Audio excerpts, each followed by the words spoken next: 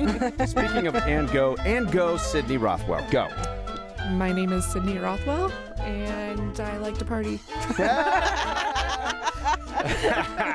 That's great. All right. I think that's our intro right there. Here we are. We're at the Big Fat When Podcast. we were 20. Yeah, partying looks a little different. It does, right? We can get into how I define party nowadays. I know, right? Party. Sitting at home with a book and a glass of wine. I know. Pants optional. I know. Exactly. Pajamas and a couch and a candle, and that's about it. Mm-hmm. Wow. So, hey, thank you for inviting us to do it used to be called Montana Gives. And really quick here, I'm going to actually put the little focus over here on you. We got Sydnee Rothwell right there. And over here we have, let's see here, I can't remember what, there it is, Marissa Hauge right there. Hello, hello. So thank you so much for inviting us to do the, what was that? That was the, it used to be called Montana Gives. What is it called now? Columbus, Montana Gives. Okay. Yeah. Oh, I thought there was like a complete name change. No, just Columbus. Yeah, wait for it. Yeah. Columbus, Montana. Oh, yep. And here it is on the little stickers. Yeah. Oh, okay. Yeah. Columbus, Montana Gives. Marissa can probably give a little bit of the history and how we went from Montana Gives to Columbus, Montana Gives. Sure. Well, this is our 7th year doing Columbus, Montana Gives. Started out on actually a national scale that we kind of jumped into, just the Give Local campaign that happened about 7 years ago. We are affiliates of the Montana Community Foundation, so they're the ones that had the idea, like, we're moving to this online platform. Let's figure out an event where it is just giving online. So we decided, sure, we need something different, something new. And 7 years ago, that was new. So we did all online, one day, 24 hours. That's how it started. Well, the platform, the national platform, crashed. So you couldn't make a donation online. So we had something called a donor lounge set up at actually the youth center, one of the nonprofits that participate. And Was that the next year then? no, this was That year? That year, like Saving Grace was having a donor lounge. I think, were we parked outside? Yes, that was the first year you were. Yeah. Yeah. Yeah, it That was- was actually April's first day at work. Yes. Woo! That was She the had first just- day I came That's and awesome. worked. Yeah. We have- was that day. Yeah. Anyway, keep going. Well, we knew having you guys would bring people in because your food is like just stellar. So Oh, well, thank you. That was a huge treat. But yeah, the national platform crashed, so you couldn't make a donation online. So our Saving Grace was having our donor lounge where people were able to come in, drop off a check. So we continued the day. Even though the platform crashed and this whole online thing kind of tanked, right? We had that donor lounge. And that first year, we raised like $35,000 for the nonprofits, not including the match pool that comes in. So yeah, that donor lounge saved our butts. But everybody loved it. It was a huge success. So we're like, okay, let's keep doing this. But we wanted to make changes and be able to host the platform locally, so we would have the control and say, it's not going to crash. We've done the testing. It's not the national platform. You know what I mean? Where we Yeah. could actually control that and make sure all the donations happen. So we made a ton of adjustments to our website to be able to take donations for any of the nonprofits that wanted to participate. So you can go online and there's 15 nonprofits listed. You can pick $10, $20, $100, whatever you want to do, and then you just pay once to the foundation and we distribute the funds. So whether the online platform works or not, we always have some kind of an event, whether it's a donor lounge or like what we're doing this year. And last year we did a kind of a block party fun theme where people can just come and the nonprofits say thank you.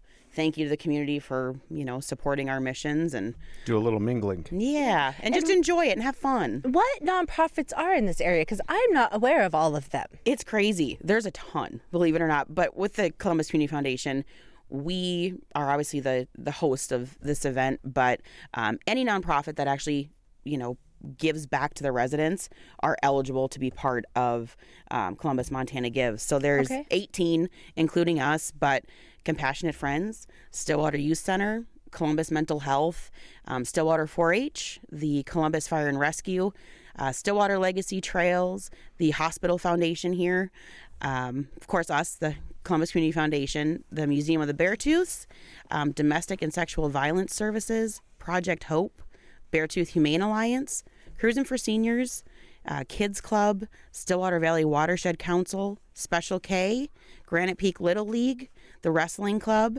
and the Columbus Senior Center. Oh, wow. Like, I knew like 5 of them. Yep. It's fun because I always say, and this, I've said this in other, public speaking engagements, but it's true when you're in a small community, it's hard to get traction, get your name out there, work individually with your nonprofit. So we feel at the foundation that we're kind of a convener, get everybody together. Whatever we can do to help build those nonprofits' capacity is fulfilling our mission. Yeah. So that's why this event has really held strong with our values that come with the foundation. We're here to help build. Yeah, and it's Columbus. And I like that it's just this community and it isn't so widespread and it's just right here. Yep. And some of the issue, I think there was a little bit of a misunderstanding when we joined the national platform that any of these funds that were raised here in Columbus would go, either to the Montana Community Foundation or on the national scale. But truth is, every penny that is raised during this event stays local. See, That's good to know. Yeah, because before 100%. years ago, I thought, it was just something like a statewide thing, and they went into and they got split up over the state. Yep. No, heck no. You Stays raise the all in money the here. community. You say exactly who you want the funds to go to, and that's exactly who it goes to. And it's actually one of the bigger, giving events for a lot of these nonprofits. It's their biggest one throughout the year. So it's because it helps with the match pool. So every dollar that's donated isn't just a dollar, Yeah. This episode is brought to you by BFL Sauce. That's right, BFL Sauce. It goes great on everything. Let's just take a quick moment and let you know you can go to our website, bigfatlunchbox.com, and you can order BFL Sauce by the bottle. We ship it out to you. And now, if you order over $25 on the website, you just get free shipping. Why? Because we know firsthand shipping is expensive. It's expensive for all of us, okay? But we just try to figure this out to where you can order more affordably to get the sauce you love, to put on the food you love. And those sauce sales directly support the Big Fat Podcast. If you would like to help produce the Big Fat Podcast, there is a spot right there where you can contribute to become a producer of the Big Fat Podcast. Check that out on the website, bigfatlunchbox.com. All right, let's get back into this. How does that work with the matching? So the match pool, the foundation goes out and talks to a lot of the businesses, the mine, the banks, stuff like that, a lot of those larger businesses that are able to really contribute, just because we wanted to give incentive to these people that are donating. So what happens is that our goal we'd love to match dollar for dollar, but we'll get into the numbers that we've raised over the last few years, and you'll see why we're not quite there. But that would be a pie in the sky dream. Yeah. Be able to match dollar for dollar, but we raise as much as we can. It's usually between $20,000 to $30,000 is what our match pool from our awesome donors to be able to give back. But it's on a how much money we raise and that nonprofit raises throughout this week of giving. So we match that percentage. Like say Stillwater Youth Center, they raise 20% of the total funds that come in through Montana Gives. They would get 20% of the match pool. So it's on a percentage basis as how much is raised that entire week. Got you. So yeah, so that's perfect. So is that the biggest portion then? Probably goes to them? The biggest portion, it depends on how much you raise. Say the Stillwater 4-H raises 30% of the funds, then 30% of that 20,000 that we raised for the match goes pool to them. Would go to them. So it's all they raise 30, 20, 15, whatever goes to them. Yep. Gotcha. So everybody gets a little something, and all they had to do when we started out is you have to raise $100. You have to raise at least $100 to be eligible for the match pool. And now, it far exceeds that. I think last year's total that we raised just in that week was like $132,000. Holy mackerel. Wow, Like it's a lot. And given it takes a little time to trust, what's going on in the process and with these events and where does the money go, and, realize that the, foundation, we're all volunteers. So literally 100% of what is raised goes right back into the community. Yeah, so that's kind of important to me because I am the type of guy that I'm always looking at, like, how when I'm looking at nonprofits or I'm looking at these activist groups out there that are raising money and doing this and doing that, I'm always concerned with Where's it going? Where's that money really going? And not all of it is very legit. I go look at websites And and I'm paying like, salaries are actually paying for your mission. correct. Because a lot of those bigger ones, you're paying the people's salary. Oh, exactly. We're 100% volunteer. No, Yeah. that is awesome. I have respect for that because that's my point. I always go to their websites. I do go look at websites and I'm like, what are they saying? How transparent are they? And a lot of the time it's fluff. I go look at it and I'm like, oh, they're not telling you at all what they're doing with that money, who it goes to. That they're very and I'm not going to vague. I'm not going to like bash on whatever groups it is, but there's these places that I go to that are like really well known, groups that are raising money and they're a nonprofit and they're going to save everything. And I'll go see like, okay, well, great. What really are you doing? Just to see a really lot of vague fluff. There's no transparency, and people get very involved in these groups and dedicate. I see all the time people are giving a portion of their profits to this group, or they're this and they're that. And I'm like, what do they know that I don't? Because I wouldn't trust to give these people my money. So that's a big thing with me, that you guys are volunteers.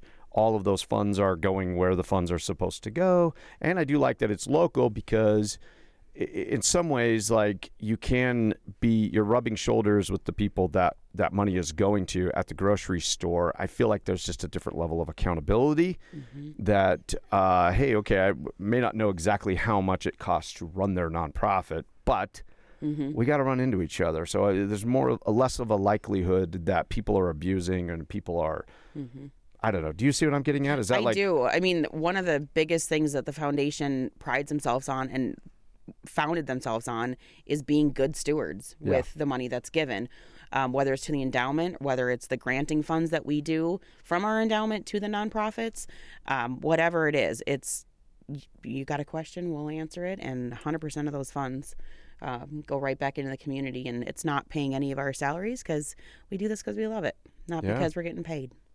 But we see the bigger picture. Yeah, that's awesome.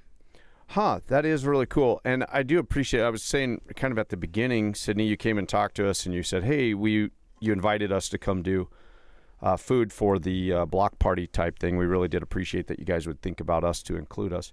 Unfortunately, because your food's the bomb. Hey, well, thank you. Unfortunately, you guys are running this event in the middle of the night. We don't understand that, but I told you I like to party. yeah, right. That's true. You do. She's like, this is going to be between like 5 and 7 p.m. and we're like, that's the middle of the night.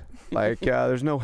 Anyway, we will have been up since like 11 o'clock the night before that, like we get up on that day, we're going to get up at like actually 11 o'clock at like Thursday night, the night before probably, to go into work. And so anyway, that's the only reason why I make jokes about that, but we're in bed by like 2 or 3 in the afternoon. So we just run night shift. So anyway. Maybe on year 10, when we've got a decade into this, I Do know. a Saturday. come on back, because you guys were the first food truck that we had there. Maybe by that time we'll have, Maybe we can just go. We can just not work on that Friday and just do that. Maybe we'll actually have employees and we'll like make them do that. Yeah, we'll we mingle. can come do that. make them Just do that. a thought. I'm We just don't, throwing it out there. we don't make employees do anything. No, but, we don't. We do not have that type of. That's kind of our problem.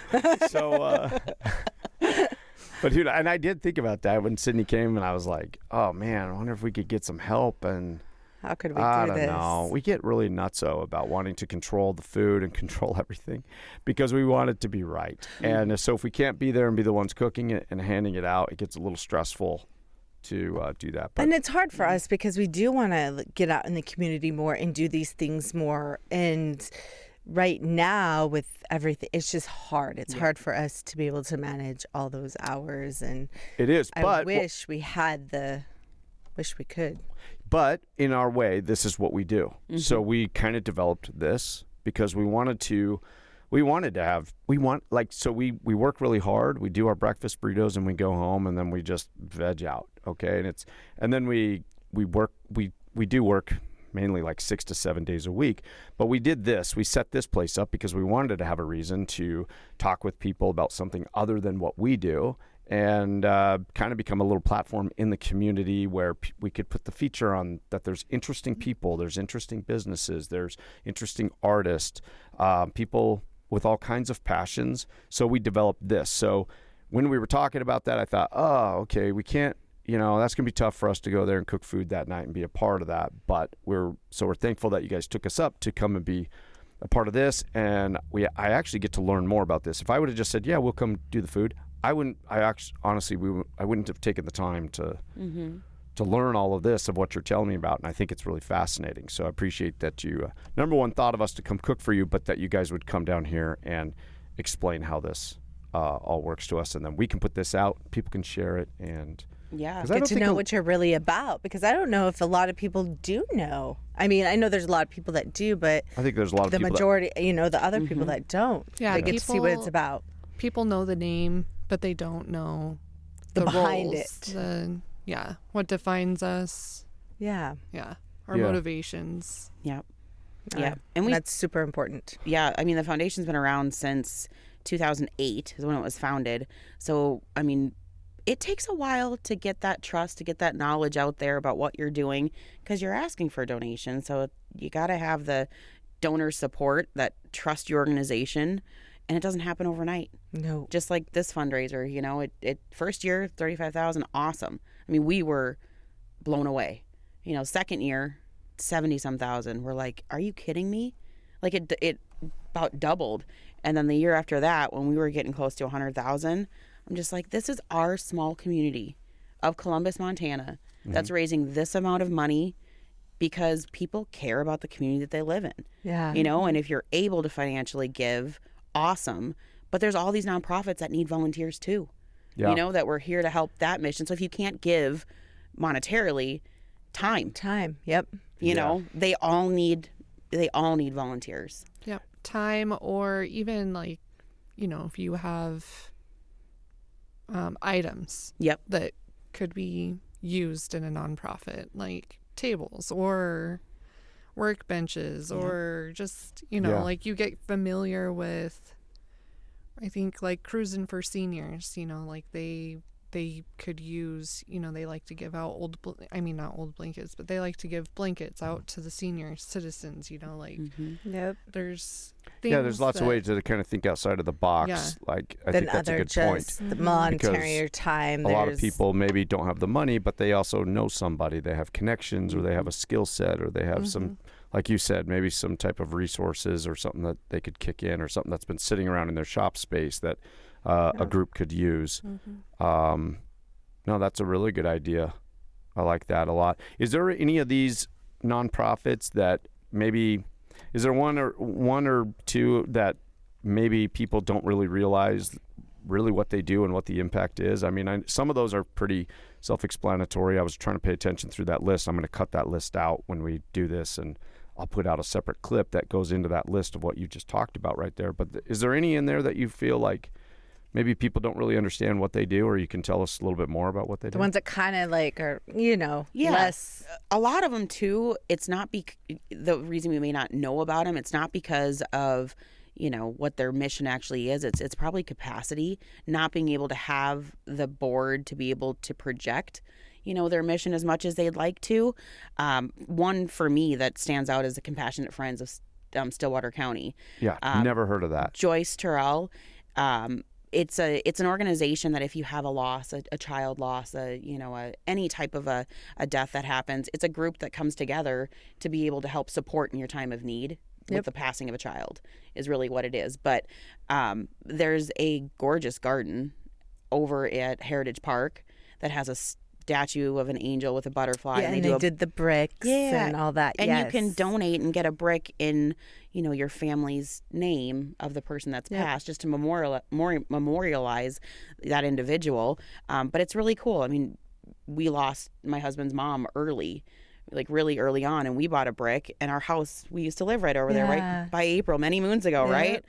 And it was just nice to walk over there and see Gail's name, right there in a beautiful garden, a place to just reflect. But those are some of the things that Yeah, no, that's interesting. Yeah. See, like I didn't. My best friend Heidi that I went to school with passed away 15 car wreck. She when that first came up, she has a brick and stuff over there too. So And that's Compassionate Friends Yeah. that does that. Yeah. You know what I mean? Like it's those they little built things. that little monument and did all that. So Yeah, It's beautiful. Like that. I had no clue that's going on. I had no Yeah. clue that's over there. Oh yeah. Yeah. I need to. April doesn't. She's like, just look. Keep giving me buttery tortillas. Stay back there by the grill. And so. Well, and I grew up in this town from, I was born in that hospital right across there. So I forget to mention these things because to me, they're just there. Yeah. So. Yeah. But it's the organizations behind it that put that time and effort into these projects. Yeah. And what's cool about the Compassionate Friends and their project, them being part of Columbus, Montana Gives for the past 7 years has enabled them to raise the funds needed for this garden to help build it, because that was by grant funds that we actually granted that nonprofit.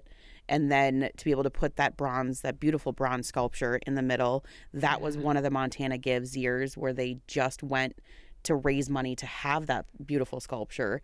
And then this year, Joyce said to me, we really got to put in some, flowers that keep coming back each year and give it a little facelift. So that's what the funds for them will go to this year, is being able to do some replanting and make it look vibrant again. And how gorgeous to have that Yeah. park there, that city park, and have that right Yep. there in that park. I mean, who doesn't benefit from that? Yeah. And there's some beautiful spots. I mean, there's, Joyce Kelly, they, had lost Kane in an accident. They bought one of those benches. So you can go sit there and think about your loved ones that have passed. And it's a really beautiful project that, you can go there today to see it. I guarantee you we're going to go stop by over there, because I'm thinking about it. I want to go check this out. But it is interesting because it's a lot of times people, we get all caught up in our lives, and we lose people in the community, and sometimes it can be a little, I don't know, it's tough. There's been some losses just even recently that April and I were like, wow. Okay. Honestly, we feel kind of like, wow, we want to do something, or we don't know what to say. We're like, it's a really bad moment where we just don't. You don't know what to say. You don't know what to do. You don't know what Everything to feels say. inadequate. Yeah. But knowing that there's like these type of resources or these types of groups out there, I think thinking about us, like if somebody passes, we maybe have a different approach now. Like, okay, I know this is available, or I can steer somebody toward this if they're looking for a way to express something or support something, or they need that support or whatever. I wasn't even aware that this was a thing going on. I feel clueless. But And at any point, if there's a family that, loses somebody that wants to give back, they can call the Columbus Community Foundation and we can steer them in the right direction. If they're looking for, being able to support our next generation, maybe they could give to Kids Club, another one of the nonprofits in the area. And I did not realize, that's one I did not realize was a nonprofit, because I thought it was just a preschool, daycare. All my kids went there. They went to preschool. And I had no idea that was a nonprofit. Been a nonprofit from the get-go. And my son goes there too. I mean, it's a wonderful place. Back when Heidi Claunch had it. Right? Yeah. Yeah. The good old days. Yeah. Heidi actually put a plug out there, and Versatune, she's going to be DJing at the block party here on Really? the big celebration to end Montana Gives. So, well, maybe we won't be cooking food, but maybe we can take a nap and then come check it out. heck yes, Yeah, please that do. would be great. And you did say, people that we've lost, and unfortunately, on Easter we lost Barb Potzman. Yes. One of the pillars that actually founded the foundation as well. She was at the beginning of the Columbus Community Foundation, being who they are today. So she was an instrumental role in bringing the foundation to what they are today. So, Lord rest her soul, but she's one of the most beautiful individuals I think that we could even talk about. But we're lucky to have had her and learned a lot from Barb. She is a go-getter, and I hopefully someday can kind of follow in her footsteps and be able to be that too. But she was one amazing woman. Yeah. She was also, she cracked me up because she had this way of being kind of like brutally honest. Whether you like it or not. But she made you like it. Yeah. Those are the best people. She just had a way of just being like brutally honest, and you being like, yeah, okay, yeah, you're everybody right. needs somebody in their life like that. Everybody needs somebody in their life like that. Yeah, that was her for sure. She's left a mark on, man, every single person she's met. So we will put in the description of this podcast and whatever platforms it's on, what we'll do is we'll put a list of, ways to contact these nonprofits or ways to contact the Community Foundation, right? Yep. We'll put that all in there. We'll get that from you. And so when you're saying things like you can just call us at this, I mean, we'll put that number in there. We'll put links to all of this down in the description. So I brought awesome. you some fancy catalogs. That has Marissa brought that flyer that has all the nonprofits listed, but this kind of goes into detail about like what their missions are. Okay, great. The capacity that they serve, and great. We'll try to put as much information in there, ways that people can contact or look into these things. Yep, and we have it digitally too. If you need those things for posting them, we're happy to do it. But what's cool too about the ColumbusMTGives.org. There we go. There's all the nonprofits listed, and they have their own webpage on there, so you can actually, while looking through who you want to give to, you can click on View More, and it's literally just one page, mission, what they're doing, what they are within the community, who you can contact, their tax ID, all that good stuff. So we try to make it as easy as possible for people to give, and really not have any questions like, are you going to send me a tax exempt stuff? It runs like a well-oiled machine now. So it took a few years, but I feel like we've gotten there. Me personally, I think, this is, I don't know. I feel like if people are more aware of these things, and there are giving people in every community, and people need help. Different people need help at different times. But I feel like we've gone such toward, more of a welfare state where we rely on the taxes that go to the government to then get dished out to those in need, where I feel like if more communities did this type of thing and more awareness was brought to this, each community there's more accountability, and there's more a spirit of taking care of our own. And then if communities, I feel is kind of utopian, but if we would, if more communities would put feature on this and take care of their own, we'd have less, regulation, less taxes, less all this stuff in the welfare state where our money leaves here and goes to go take care of who knows who. But I feel like, if we could go back to putting the focus on this of like, here, we can give money in these areas. These organizations and in your community that make a difference. Because people want to, like when you're in your own community, you want to help out those people. Not saying you don't want to help out somebody across the United States, but it's different. But this is our home. Yeah, this is where we want to put our people first and help our people. Yeah.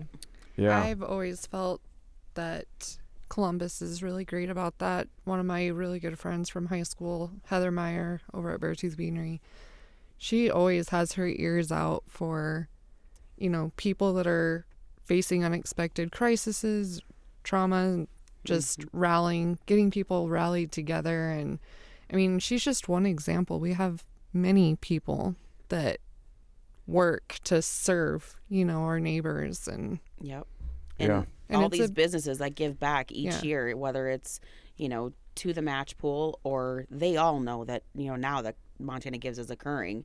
So, to give during that time, your $100 then turns into more when, your organization makes more, and there's that match pool that you're able to distribute. So it's a good feeling to be able to give and it's give more. So amazing because what do we call it? Donor fatigue. Yep. Yeah.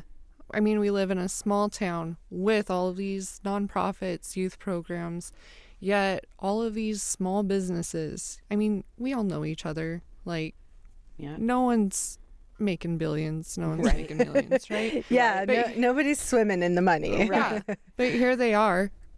Doing what they can. Every month, giving hundreds of dollars to make sure programs can exist here for our kids, for elders, for just all of us in general. It's pretty amazing. It is. How that much our businesses here give, and the people behind those businesses, they care. Yeah. And how involved those businesses are within the community. I mean, where I work at Montana Family Pharmacies, one of our core values is to be, make the communities that we serve stronger, which I think is awesome. Yeah. It allows me to know that the company that I work for also cares about what's near and dear to my heart.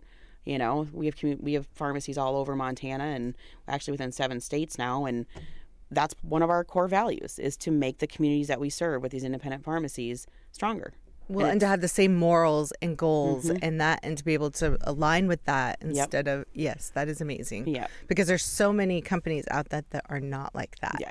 And so the majority aren't. Exactly. Yep. The majority are not. The majority is about that dollar, that top dollar. And yeah, that is awesome. All right, quick second here. If you find that the Big Fat Podcast is bringing you some type of value, please consider subscribing. And if you hit that little bell, it will give you a notification each time we upload a new episode. If you have a moment, maybe even leave us a review on whatever platform you're using. These little things help keep us going and help spread the word of the BFP. All right? Let's get back into this. So that's a good segue. Let's go back to the pharmacy thing. What do you do there? What are you involved with there? What is that and how does that serve? Sure. So Montana Family Pharmacies is a buying group for independent pharmacies. So we aren't necessarily running, pharmacies, but we have ancillary services that help support all of our members. We have about 85 members right now, and you have to be an independent pharmacy, but it's kind of the same thing. You're able to get better cost of goods if you come together as a group and be able to disperse that, to your independent pharmacies. Buy and then disperse. Yeah, because you get better. Yep, exactly. So that's what we do with Montana Family Pharmacies. Our owner, Mike Matovich, his family's, 3rd generation grocery store owner. They own the IGA. And this was a spinoff for him because he's a pharmacist, went to pharmacy school, and then saw how hard it is for an independent pharmacy to actually make a go of this because of the contracting, the insurance things, money going up, not being able to keep it, your independent pharmacy afloat because of these larger behemoths that are taking, more money than they probably should.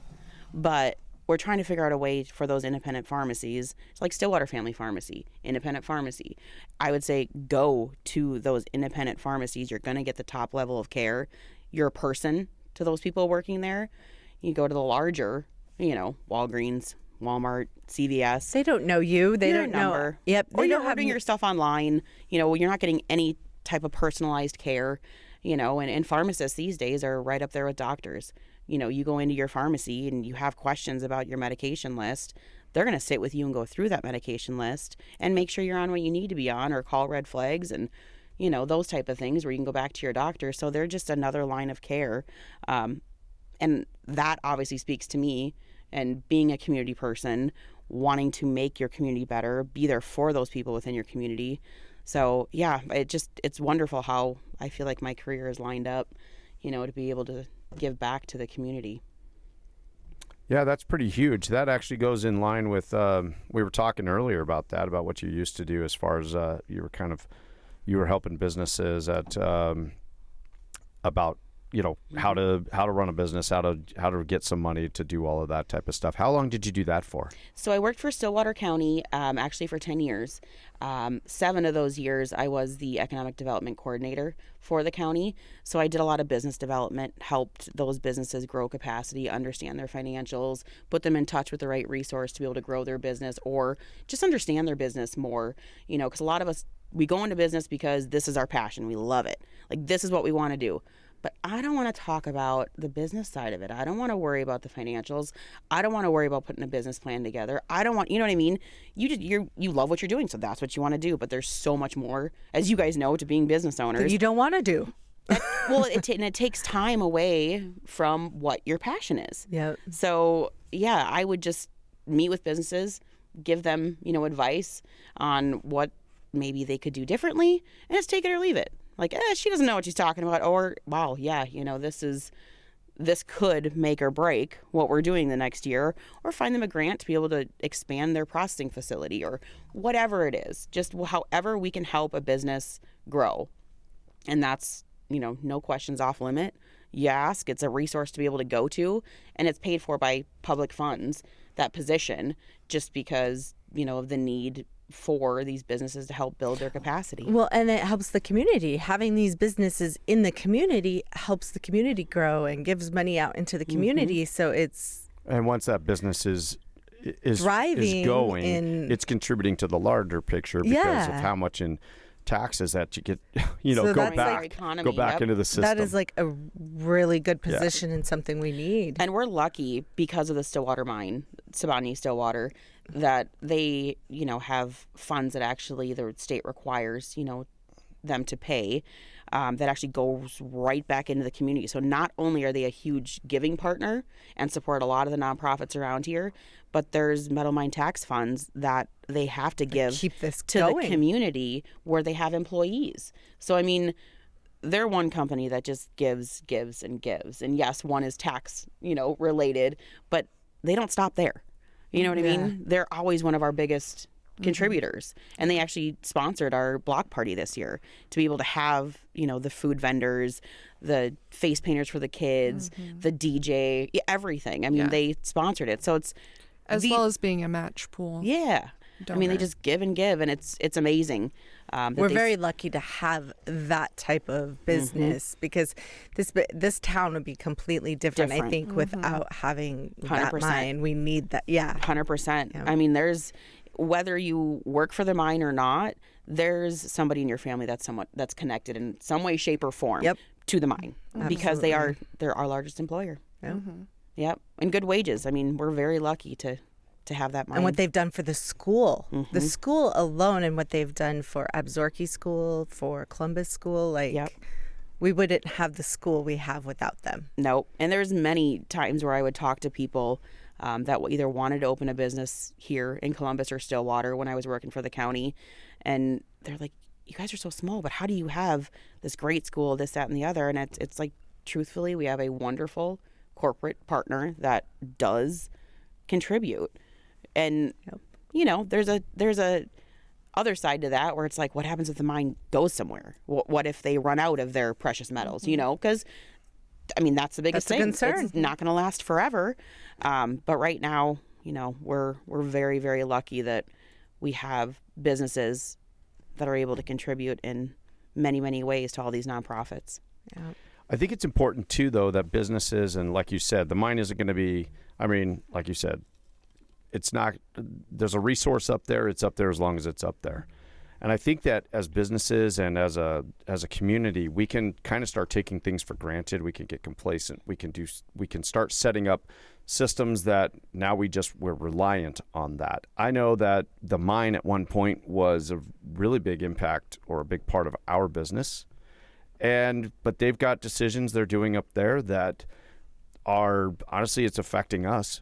But we also realize, hey, those are decisions that they got to make, and that's the thing that they got to do. And we can tend to leave ourselves vulnerable to these types of things. I really wish that businesses, and we're not bitter about that, because we also realize that, hey, this is our fault. If we are setting up our business that allows us to be vulnerable for that, if these people change their mind about how they're doing something, we're sitting here left hanging.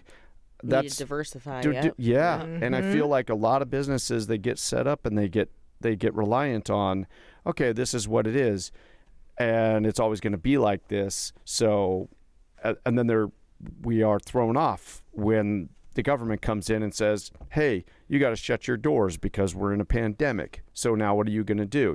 And now we're scrambling for whatever. The last 2 years has really, we were always trying to get our business up and going, but the last 2 years has been like, okay, it's not just good enough to just get our business up and going. We have to start thinking now, where are we vulnerable?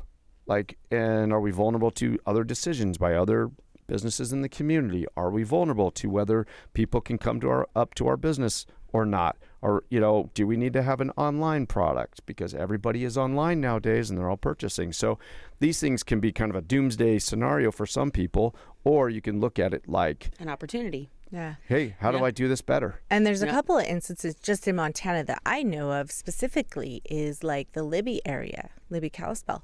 They were all about logging until the government went in and shut that all down. And that community tanked. All the schools closed. Then you had a bunch of the older people move in that didn't want to pay the school tax levies, and because they don't have kids in school, they don't have it. So they had to completely turn around to tourism. So they lost the whole thing. The whole town went down. Property values sunk, and so all because of one thing went down. And then you go over to Western, Libby's over in Western, but then like Stevensville and those schools are terrible. Because just throwing it out there. I'm dead serious. They are old. They do not have football fields. You have parents that are trying to put stands up because they have so much, because it's so expensive to live over there that the only people that are the older generation, that the schools aren't getting the money. They're not getting any of that stuff passed. And so there's no money going into the schools and no money going into any of that. And it's super sad. So like I look at like Columbus and this, and like it is amazing what we have here compared to these other towns in Montana even. Yeah, and we even struggle with that here. I mean, look at Park City. Park City's been trying to pass a school, levy for 6 years, 7 years. Yeah. And they just don't have the tax base to be able to pull.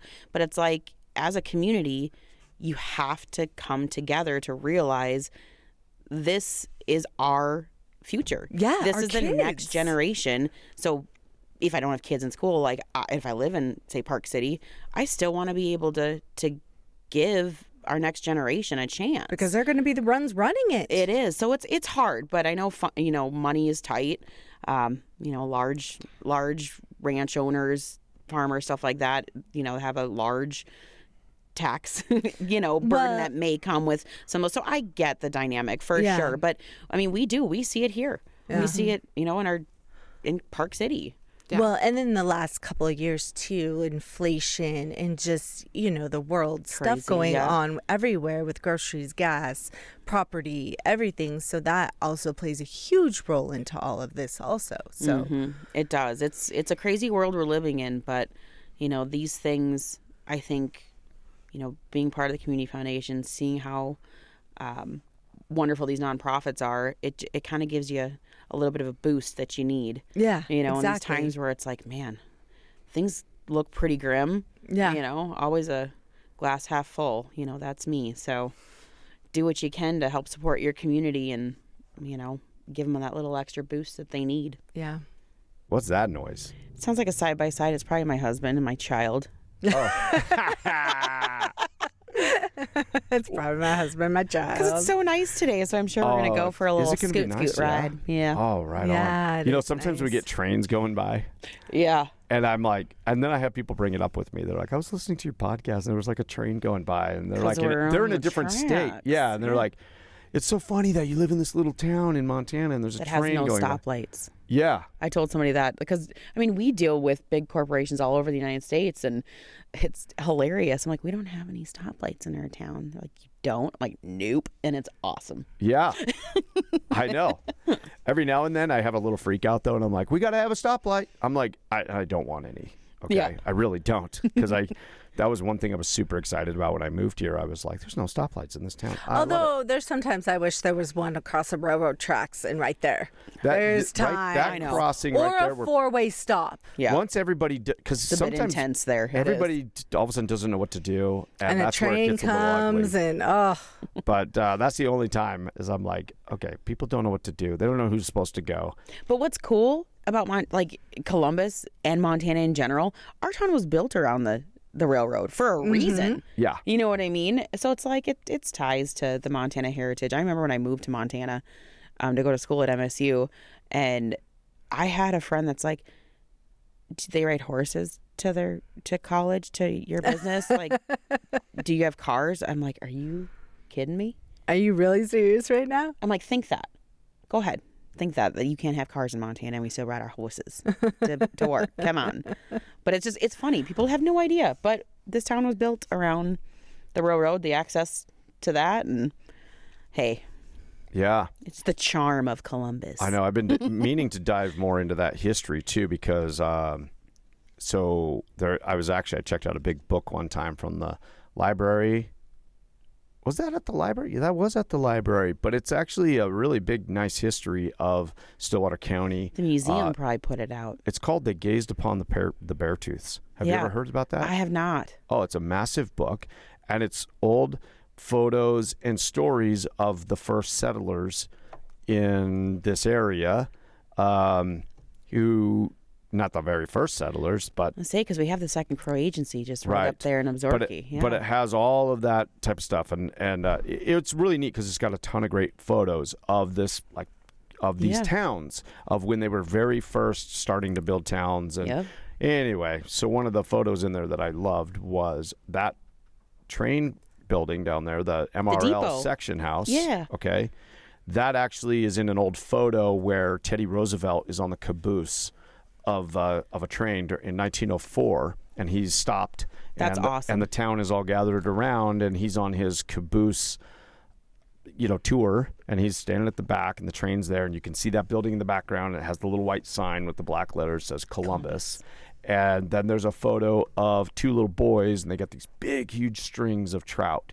And I can't remember their family names, but they were tasked that morning with going to the Stillwater and go catch some fresh trout for Teddy Roosevelt for breakfast this morning. He's going to be here, and we're going to provide him some, local fare. That's anyway, awesome. there's a photo of these guys, and there's these kids, and they got these big old strings of trout that they had caught that morning for Teddy Roosevelt. I love that photo. Yeah. Anyway, so there's like little things of history around here that I don't think people don't really realize. Have any clue. There's cool things that went on here, historical things that went on here. So quick plug there though is the Museum of the Beartooths. Penny, love it. She has an amazing collection there, and where you can see all the old schoolhouses that were around. There was like 30, 40. I mean, there was a ton of schoolhouses back, in the heyday. But she does an amazing job keeping all of our historical information out there where you can find that, and their bookstore in there probably has the book in what you're talking about, and I'm going to be going and buying it because that's pretty awesome. Yeah, and she is great to talk to you about all that stuff. I've actually been over there and picked her brain on a lot of this stuff, and when she was blowing up those big photos and she had those displays outside, I was talking to her. It's been a little while since I've been over there, but I need to get back over there and see what they got going on because there is a lot of interesting stuff. So but she is a great resource, and she knows a lot about this whole... She'll be at the block party. She'll be at the on block Friday. Party. All right. Well, cool. So what kind of numbers... I know you mentioned something about 35,000 the first year. Mm-hmm. Off the top of your head, how has the progression gone on the giving there? And like, what kind of numbers has this community generated for these local nonprofits year after year? Yeah. And I want to know, like, what did we do last year, and what are we kind of shooting for this year? Yeah, so it's pretty incredible. The first year we raised about 35,000. The year after that was fairly similar, just because that website crashed, and we were able to take it in our own hands, and lo and behold, second year website held. So we did about 35 that next year too. Then the year after that, it doubled. I mean, we were over 70,000, which is pretty incredible. And we're like, man, one year, are we going to hit 100,000?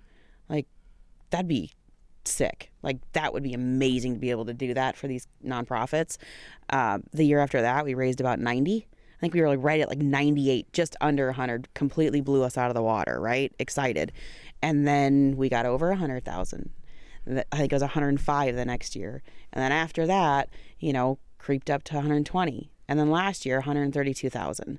Wow. So it is literally ridiculous, the amount of money and the care and the compassion that everybody has for their community. We never thought it would do that year after year after year, and especially with our last couple COVID years, we didn't know what we should do. But it's like, we have an online platform. Let's just host the event. Let's see what happens, and didn't have any type of a donor lounge, any type of an event. That was 3 years ago. But the nonprofits wanted it because they couldn't have their regular fundraiser that they always have, their annual fundraiser. So we were there to help fill that void. And that was one of the years. I mean, that just, 120 some thousand blew it out of the water. And last year, 132. So each year we keep getting bigger and bigger.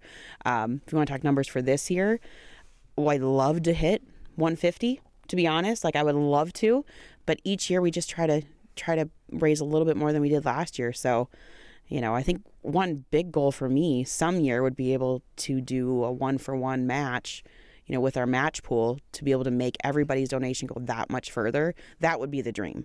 Yeah. Truly, That would be awesome. for me. And I think the foundation is to be able to get that type of, that funding to be able to help dollar for dollar that's given. Yeah. But some year.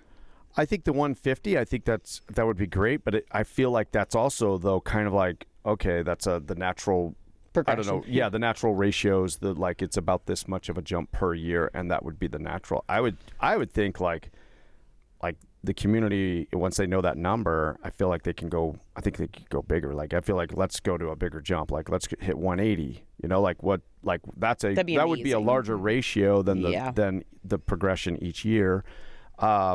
I get all crazy. I'm like, shoot for big numbers. Let's talk 200,000. Let's make it risky. And I feel like all it is really what it comes down to is enough exposure, enough people being aware that that's going on, enough people also being aware of what good it does in the community, who benefits, that it's all legit organizations that are bettering people's lives. I feel like people would get more on board with that. And then I feel like a community like this, there are some resources in this community. And I feel like once focused, it could be a really big obnoxious number of, wow, like this is a big thing. And I feel like other communities will be like, wow, look at how these people take care of their own and what that does for them. And why aren't we doing that over here? And you're going to start having other communities calling saying, we do already. We do. And they just want to see how they can be a part of it. And we've kept it pretty close to our community because we want the money that's raised to stay in our community in Columbus, and what resonates and what builds our community. So it's hard to go outside of our community, but what we have done is any nonprofit that is not currently served, by a community foundation within their community, say Reed Point, Park City, stuff like that, because Absaroka and Nye, they have a community foundation. We allow those nonprofits to participate if they want to in Columbus, Montana Gives, just because we're building capacity. And if they don't have a foundation in their area, we want to be that bridge to help them. And we're neighbors. Yep. Yeah. It takes a village. It really does. And that's the honest to God truth, is it takes a village to make these things happen. And we work together. I mean, the sky's the limit. Another favorite thing of mine, even before I was on the community foundation and was just a donor, was that this event allows me to help every nonprofit without going to their individual fundraisers. Yeah. So like, I live pretty isolated from the community and have always been pretty busy. So it's hard to keep track of, Project Hope is having a fundraiser on June, whatever. And it is hard to get out to support everything. Cruisin' is having a silent auction in October. This is really nice because I can actually give to everyone. And like my year of, I'm not saying that I'm one and done, but it is nice to know like I had an opportunity to give to all of these nonprofits in a day and contribute in whatever way that I can. Because life's busy. It is. And we just can't make it to everything. No.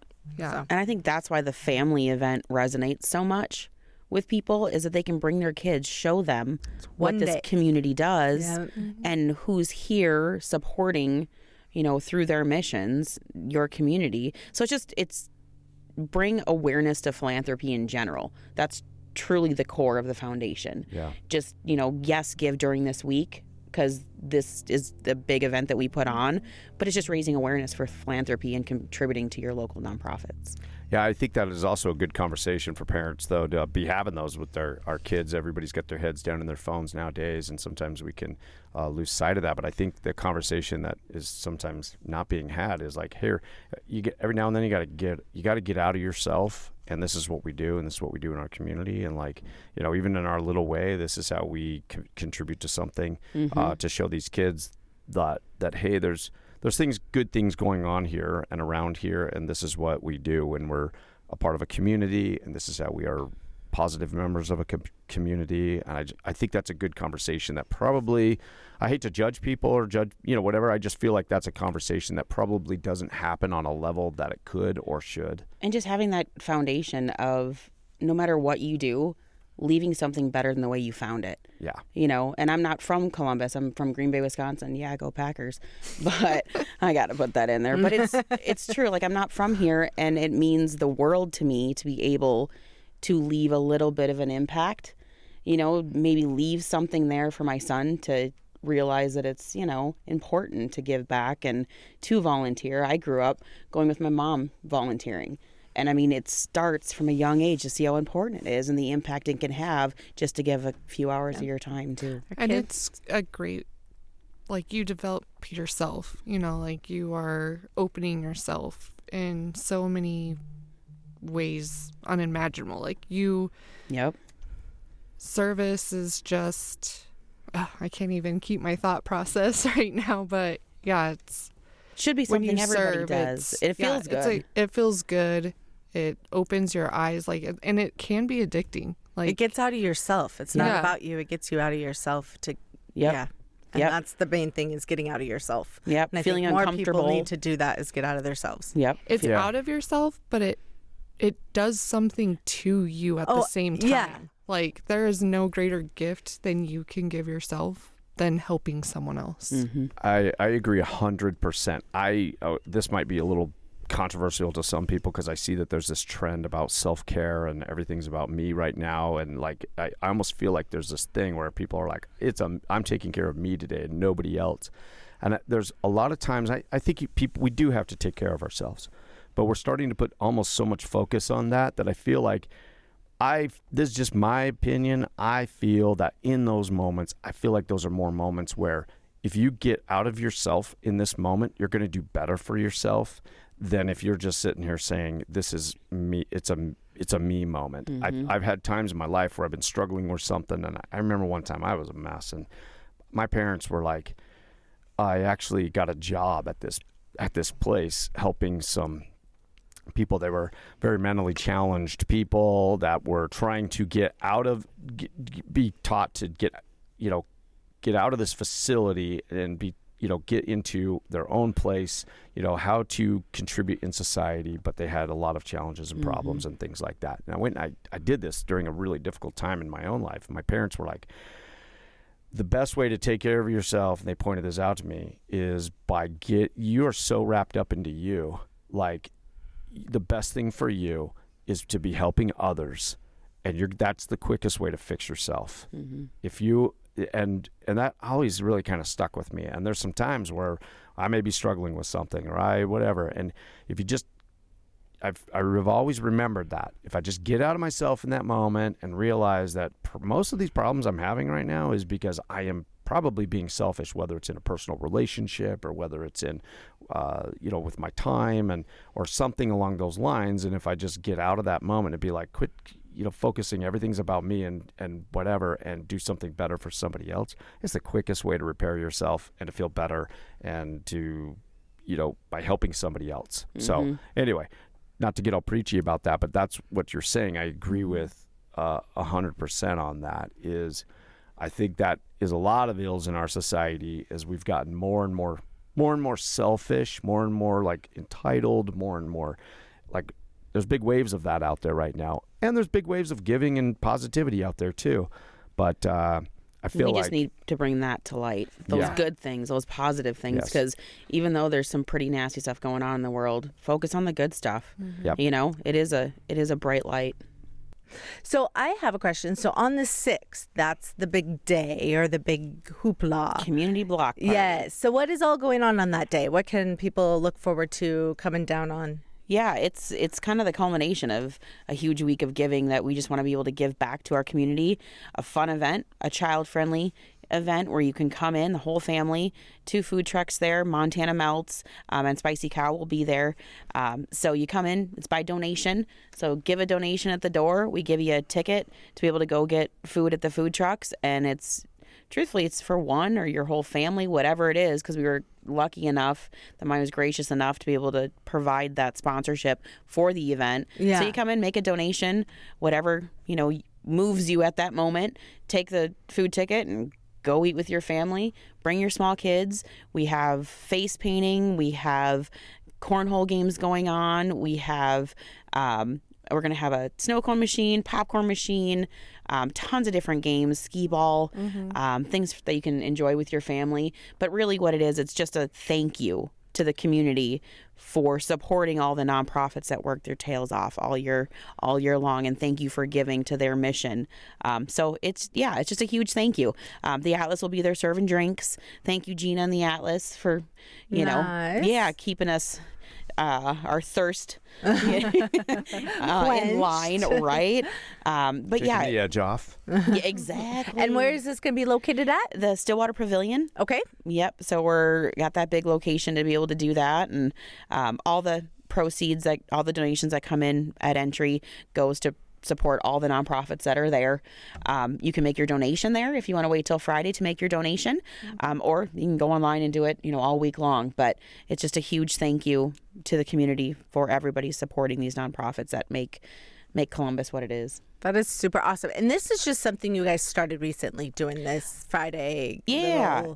We used to do a donor lounge, and which was awesome because when the online platform goes down, you have somewhere to go. Yeah. We didn't know all that drama was happening while we were cooking outside. That's why it was so busy, which was perfect. It's like, you know what I mean? Come get some food. Yeah, come drop off your donation. But We had our own drama outside. We were doing shrimp po' boys, Cajun shrimp po' boys out there, right? Yep. Yeah. We were trying to make sure. Yeah. Anyway, we didn't know all that was hella going good. I remember them too. They were yummy. But it's just we kind of steered away from doing the donor lounge anymore, and we wanted to do a celebration, be able to give back. I love it. I love that. We That's raise great. this much money in the community. Let's give back just a little bit. You know what I mean? Let's just have fun. Yeah. Like, it's more Get approachable. together, have some food, more some casual. drinks. Yeah, and if you want to, like, the nonprofits will be there, but they're there enjoying. They're not going to be there behind a table. You don't have to feel uncomfortable going up and are you going to give a donation? Like, just go and enjoy. Yeah. Have fun. You can go visit. Meet these nonprofits like we're talking about. Maybe you didn't know that they were here, and go chat with them. Say, the Hospital Foundation, what are they doing? Go meet with Bo, meet with the people that run that foundation, and, same thing, the Special K. We've met with Bo, and Bo is awesome. Yeah. She's Bo super is awesome. friendly. What's awesome is we actually, we just got them on the foundation board to help support, the community foundation as a whole, but also be able to offer whatever support we can to them. So feel pretty lucky that they want to be engaged as much as they are in the community now, and making a really heavy push. So super stoked that we got Bo to join. That's awesome. Yeah. Well, this should be fun and exciting, and everybody come down on Friday. Yeah, DJ, food, drinks, kids games. I mean, does it get any better? Not at all. And it starts at It's 5 to 9. 5 to 9. 5 to Excuse me, 8. 5 to 8. Yes. That's right. 5 to 8. May 6th. So the middle of the night to the early morning. Yes, for you guys. I'm sorry. We can adjust, but yeah, it's going to be a fun event. It's just nice to get through that crazy week of giving, because we start preparing months ahead of time for all of this. I bet. And working with the match pool sponsors, doing interviews, as much as we can to promote our community. So it's just a great way to end a crazy giving week. It's awesome. Yeah.